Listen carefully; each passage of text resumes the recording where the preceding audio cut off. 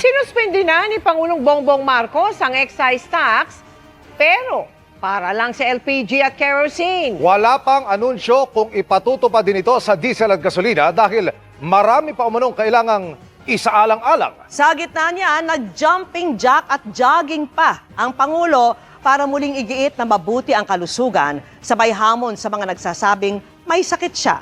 Nakatutok live si Ivan Mayrina. Ivan! Mel, Emil, Vicky, nagpatawag nga na isang biglaang press conference si Pangulong Bongbong Marcos ngayong hapon dito sa Malacanang. Maliban sa isang mahalagang anunsyo kaugnay sa excise tax, pinakitaan din tayo ng Pangulo ng konting exercise.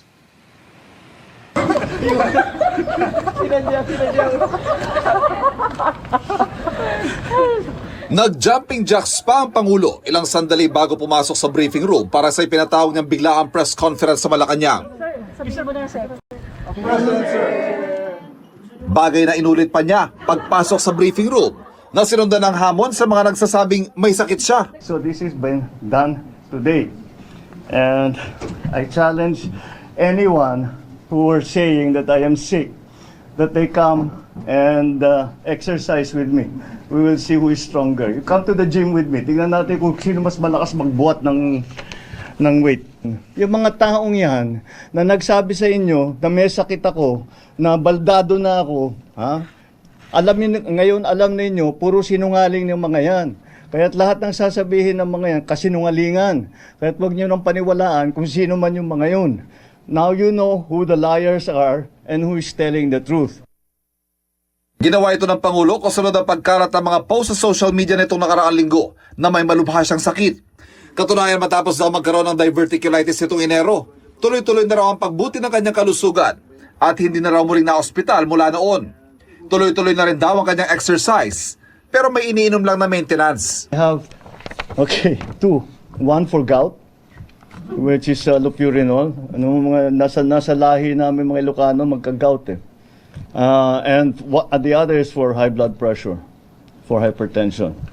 Those are the only two medicines that I take. Pero ang tunay na pake ng Pangulo sa press conference ay para i-anunsyo ang kanyang paunang pasya tungkol sa excise tax sa petrolyo. Yun nga lang, para sa LPG at kerosene pa lang. So sa ilalim ng kapangyarihan na binigay sa atin ng batas, tinanggal ko na ang excise tax sa LPG at sa kerosene. Ang katumbas nito ay 3 piso at 36, how much is this? 3.36. 3 pesos 36 ang bawas ng kada kilo ng LPG. Halos 37 pesos sa isang tangke ang mababawasan ng presyo.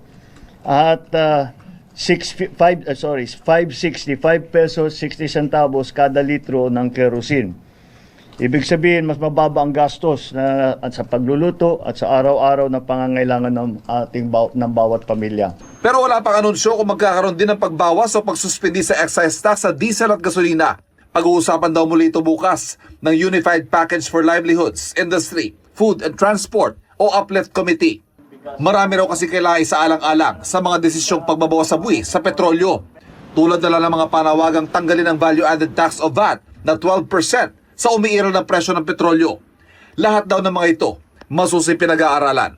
If we take away the VAT on petroleum products, it will only help the petroleum market.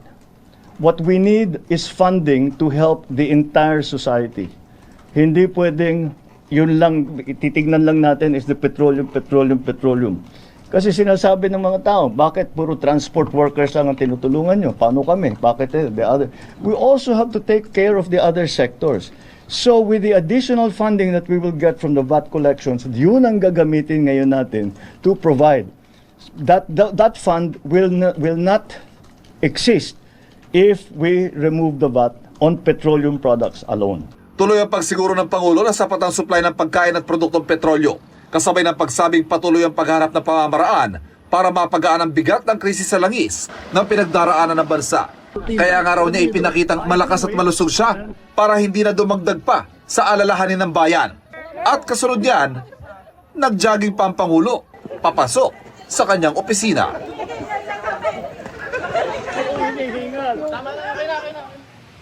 Vicky, kasabay ng Uplift Committee meeting bukas ay inaasahang sisimulan na rin ang paggulong o pag-rollout ng 10 pisong diskwento sa krudo para sa mga jeep at bus sa Metro Manila, at sa susunod na araw naman sa Miyerkules ay magsisimula na rin ang service contracting sa pampublikong transportasyon. Vicky. Question, Ivan.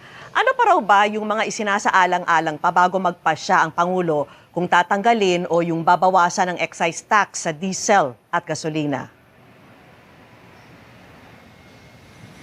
Vicky, kanina lamang may nakausap tayong source na umuupo dyan sa mga pagpupulong ng Uplift Committee na yan. At ang bottom line ika nga niya ay yung revenue impact. Kung ano magiging epekto ng pagbabawas sa anumang buwis, excise man yan o VAT, sa koleksyon ng gobyerno. Dahil ngayong mga panahon na ito, higit na kailangan ng gobyerno ang pondo, pero anumang pababawas sa buwis ay kabawasan niya sa pondo na ginagamit naman ng pamahalaan para tulungan ang mga sektor na pinakaapektado ng nangyayaring krisis na ito. Ang sabi niya rin, meron na raw desisyon ang Pangulo, ang pinag-uusapan na lamang ay yung aktual na mga numero. Dahil kailangan daw na pag-aralan pa ng, kumbaga, one last look, ika nga, para pag-aralan yung huling mga numero na ipipresenta ng Pangulo sa bayan.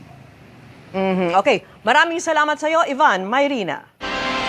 Pansamantalang ginhawa rin pagkatapos ng magkakasunod na mega oil price hike ang ipatutupad na rollback sa presyo ng petrolyo bukas. Pero posibleng hindi rin niyang magtagal. Nakatutok si Maki Pulido. Kung sa mga nakaraang linggo, uso ang pila ng mga naghahabol magpakarga ng petrolyo tuwing Lunes. Ngayon, maraming tipid-tipid para mapaabot ang langis hanggang sa rollback na magsisimula bukas. Tiyak na yan matapos bumaba ang presyo ng langis sa world market noong nakaraang linggo nang magdeklara ng ceasefire si US President Donald Trump. Mismo si Pangulong Bongbong Marcos ang nag-anunsyo ng rollback sa videong inilabas kagabi. Mahigit 20 pesos per liter ang bawas presyo sa diesel, mahigit 4 pesos sa gasoline at mahigit 8 pesos sa kerosene. Mas malaki pa nga ang rollback ng ilang oil companies.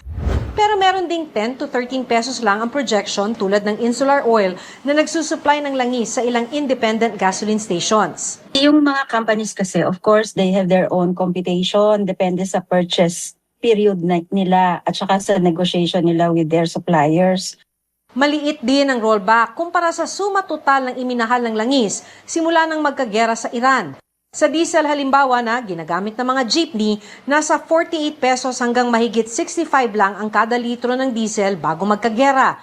Pumalo pa yan hanggang sa mahigit 164 pesos kada litro noong April 7. Kaya nakukulangan ang ilan sa mga nakausap namin.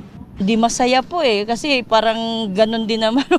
Parang ganun pa rin po. Tataas din po yung sa susunod. Hindi pa na sapat yan. Biruin mo triple na yung presyo. Sapat ba yung 10 piso? Walang mangyari dyan. 50 noon. Ngayong araw, bahagya pang tumaas ang bentahan ng langis sa world market dahil sa utos ni US President Donald Trump na haharangan ng US Navy ang Strait of Hormuz. Kaya posibleng muling magmahal ang langis sa susunod na linggo sa Pilipinas. Maaasahan natin na ang magiging reaksyon ng merkado dito ay magtataasan na naman ang presyo ng petrolyo. At nakikita na nga natin yan. Mas sumipa ang presyo ng diesel kumpara sa gasolina dahil nagka-shortage nito ng girahe ng Amerika at Israel ang Iran noong February 28. Lumaki yung cost niya because nawala ng supply. Mas mataas na siya ngayon kaysa sa gasolina. So nung medyo nagre-recover na po ngayon, nagkaroon ng pistock, siya rin po yung unang-unang rumorollback ng malaki, and then at the same time nagkakaroon na po ng supplier na kahit papano may nag-o-offer na po sa Asia, kaya medyo mas malaki-laki po yung nairo-rollback niya. Maki Pulido, nakatutok, 24 oras.